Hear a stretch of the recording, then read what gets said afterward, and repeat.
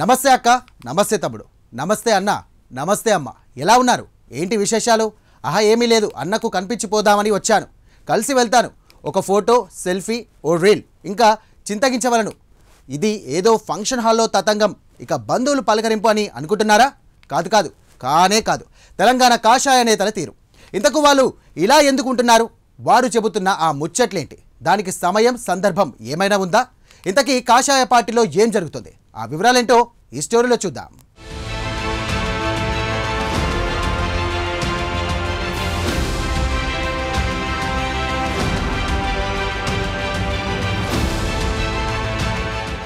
తెలంగాణ బీజేపీలో అటెండెన్స్ కంపల్సరీనా? హాజరు కాకపోతే పని చేసినట్లు కాదా? కార్యక్రమానికి వచ్చినాము అని తెలిసేందుకే నాయకులను కలుస్తున్నారా? పార్టీ కోసం పని చేస్తున్నారా?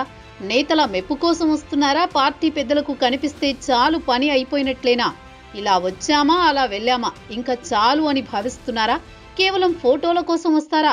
ఫోటో దిగి ఫేస్బుక్లో పెట్టుకుంటే సరిపోతుంది అని అనుకుంటున్నారా? పార్టీ కార్యక్రమాలను ప్రజలకు వివరించాల్సిన అవసరం లేదా? 10 మందికి తెలిస్తే పార్టీ బలపడుతుందని భయం ఉందా? పార్టీ కంటే స్వప్రయోజనాలే ముఖ్యమా కాషాయ పార్టీలు ఆ నేతలకి?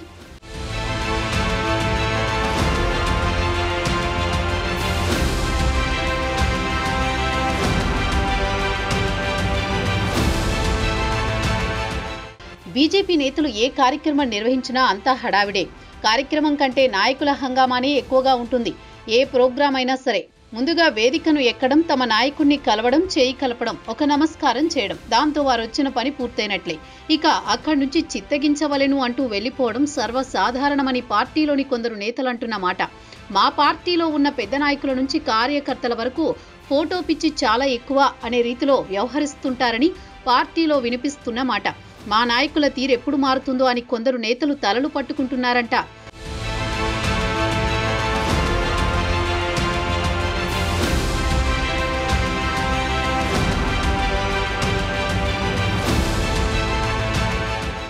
రాష్ట్రంలో పార్టీ బాగుపడాలంటే ముందు నాయకుల్లో మార్పు రావాలని పార్టీ శ్రేణుల నుంచి వినిపిస్తోన్నమాట.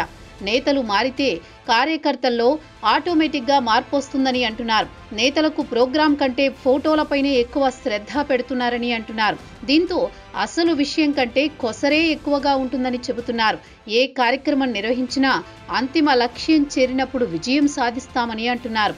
కేవలం తూతూ మంత్రంగా నిర్వహించి చేతులు దులుపుకుంటే ఎలా ప్రశ్నిస్తున్నారు?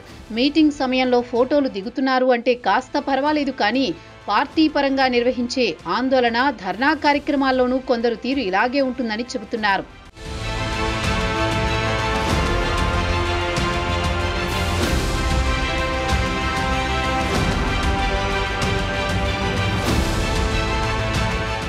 ఈ మధ్య కాలంలో హైదరాబాద్ నాంపల్లి ఎగ్జిబిషన్ గ్రౌండ్లో ఫోటో ప్రదర్శన ఏర్పాటు చేశారు.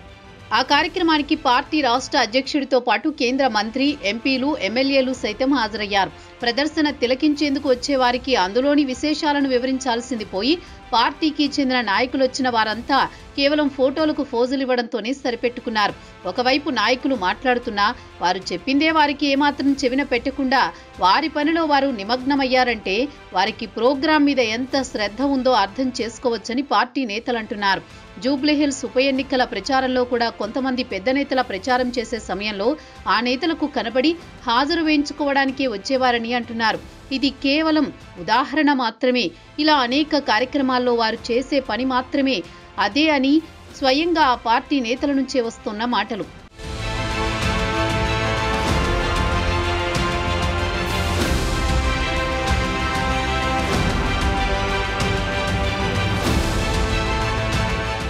పార్టీ నేతలకు ఫోటోలు, సెల్ఫీలపై ఎంత మక్కువ ఉంటే చివరికి ధర్నా అయినా, ఆందోళన కార్యక్రమాలు నిర్వహించినా సరే ఇదే ఫాలో అవుతున్నారంటే అర్థం చేసుకోవచ్చు. ముందు పార్టీలో ఈ సంస్కృతి పోవాలని, అప్పుడే పార్టీ బాగుపడుతుందని పార్టీ శ్రేణుల నుంచి వినిపిస్తోన్న మాట.